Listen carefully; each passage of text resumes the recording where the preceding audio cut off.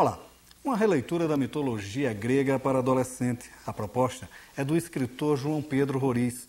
Com o volume Eros e Psique, ele abre uma coleção que se propõe viajar por outros mitos, sempre com uma linguagem renovada e uma correlação com a atualidade.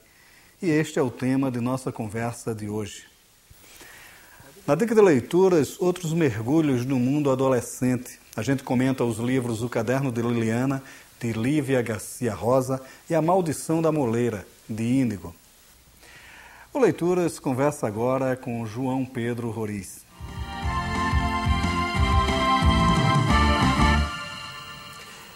Bom, você está lançando Eros e Psique, que é o primeiro volume de uma coleção sobre mitologia, adaptação da mitologia para a literatura infanto-juvenil, né? Quer dizer, qual é o projeto da coleção, como é que está se dando isso?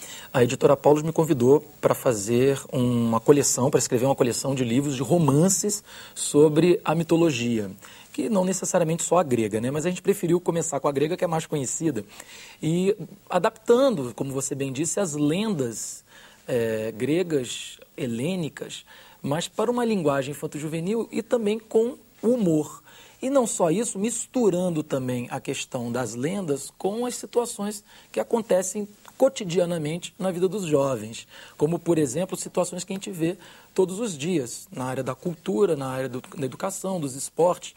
Eu misturo personagens históricos que os adolescentes já estudaram com as lendas gregas. Isso torna o livro muito mais divertido, para que o jovem não tenha que aprender a mitologia grega apenas no museu, ou então na aula de história. Ele tem hoje uma possibilidade de, através de um livro que mistura várias lendas, não só Eros e Psique, mas várias lendas, com um roteiro inédito, inovador, descobrir aí a mitologia grega e descobrir também que a mitologia grega tem muito a ver com o dia a dia dele, como jovem. Quer dizer, aquela busca da mitologia. A mitologia é engraçada, ela acaba sendo a fundadora de toda a cultura ocidental, né?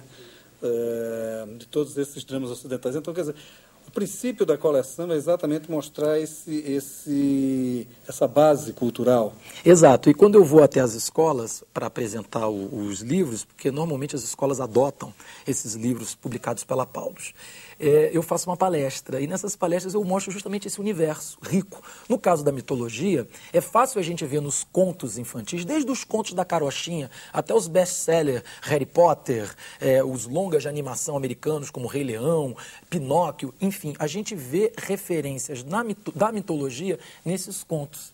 Basta você ver, por exemplo, Édipo.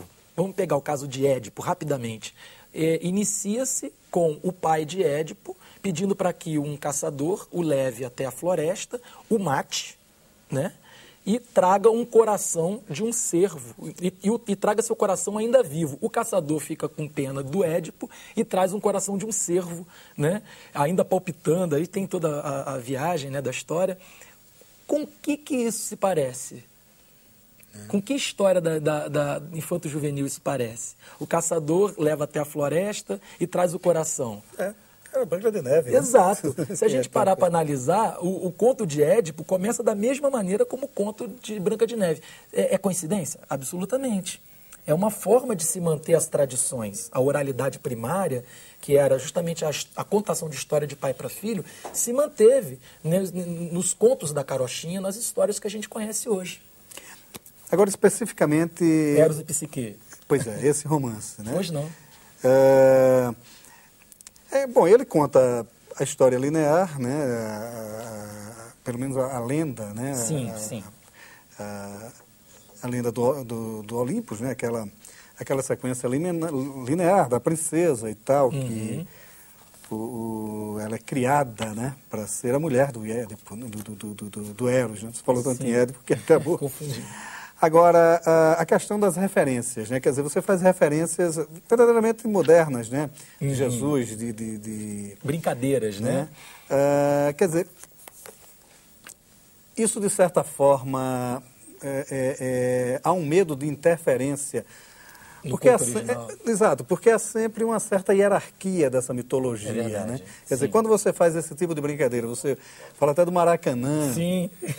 bota Um dos deuses usa uma camisa, Zéfiro usa a camisa do Vasco. Claro, porque Zéfiro é o deus do vento, e o vento é que sopra a caravela, ele tinha que ser vascaíno, né? E olha que eu sou flamenguista, hein? Você esculhamba o Flamengo. Eu dou uma esculhambada no Flamengo. Eu dou uma esculhambada também nos comunistas de plantão, não sei se você viu também, né? É, claro. Né? Engraçado que no lançamento do livro no Rio de Janeiro, eu recebi uma comitiva do PSOL, rapaz. Né? Eu sou um cara partidário, eu não tenho partido.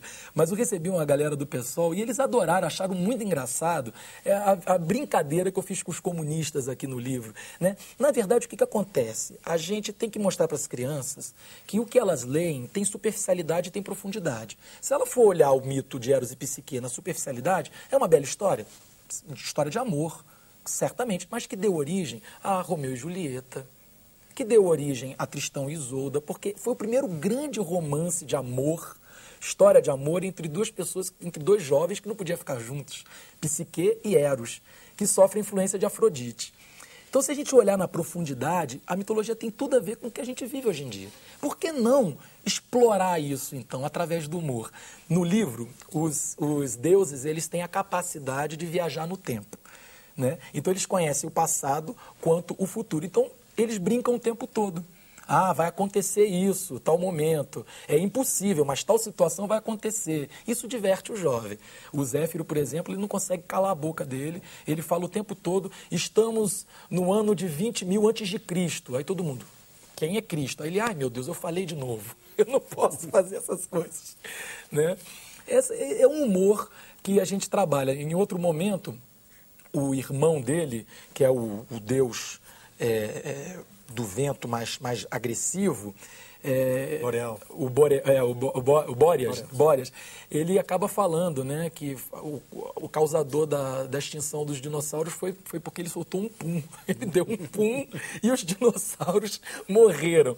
Então a gente tem que trabalhar com humor para chamar a atenção dos adolescentes. A gente vê programas de televisão, como o Pânico na TV, que os adolescentes adoram e os pais odeiam. Por que os adolescentes adoram? Porque traz um humor anárquico, um humor proibitivo. Mas por que não trazer um humor politicamente incorreto, anárquico, que o adolescente tanto gosta, só que passando uma mensagem edificante, uma mensagem educativa que o pai e o professor vão gostar? Mas isso, de certa forma, é uma tradição, né? Sei lá, o Barão de Itararé fazia Sim. isso antes dele, mas outro contemporâneo dele que também fazia, que era o Mendes Fradique, que também tinha esse humor nonsense, Perfeito. Né? Esse humor, né? que quebra, né? A base do Cacete do Planeta hoje também, de certa forma. Exato. Né? Aristófanes fazia isso, né? Se a gente lê As Nuvens, se a gente lê certas tragédias e certas comédias, você vai ver que os grandes tragediógrafos, os grandes comediantes da era das tragédias gregas, daquela época, faziam isso o tempo todo. Eles pegavam o tirano da época e zombavam o tirano dentro da história. Isso é muito bacana, isso já acontece, isso é a premissa fundamental da comédia, eu diria. Certo. E daí?